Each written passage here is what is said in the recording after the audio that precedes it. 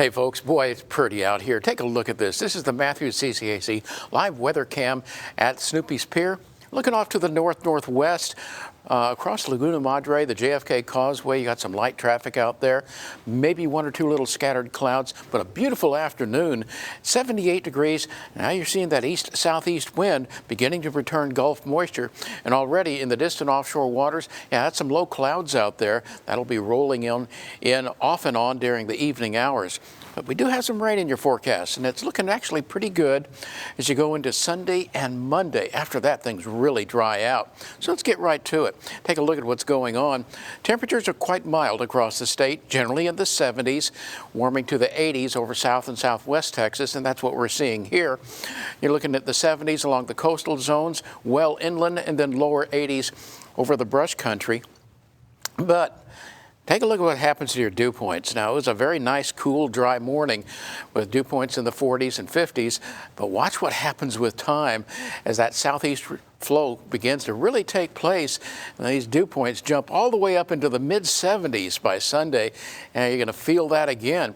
As a result of these slight changes, we're really chilly this morning. A lot of folks dipped into the 40s. Well, we're only going to make it into the upper 50s to middle 60s, even the lower 70s for your minimum temperature along the coastline tomorrow morning. And then your highs tomorrow, a little bit warmer than today, upper 70s to middle 80s. And speaking of that southeasterly wind, coastal waters maybe not your best friend for the next few days. Mostly sunny, breezy, a high near 80 degrees, the water temperature hovering in the lower 70s. But that southeast wind at 10 to 20 knots is going to make for slightly choppy to occasionally choppy bays, seas at 3 feet, and now moderate rip current risk. We're still looking at that coastal flood advisory until midnight tomorrow night. It is likely to be extended. I'll show you why. Look at the winds really cranking up out of the south-southeast on Saturday and especially on Sunday when we're going to be sustained at 20, gusting to 30 to 35 miles an hour. And the reason this lee side trough here is compressing the circulation pattern, and that eventually morphs into a cold front that'll be working its way southeastward. And this is going to have some energy to it.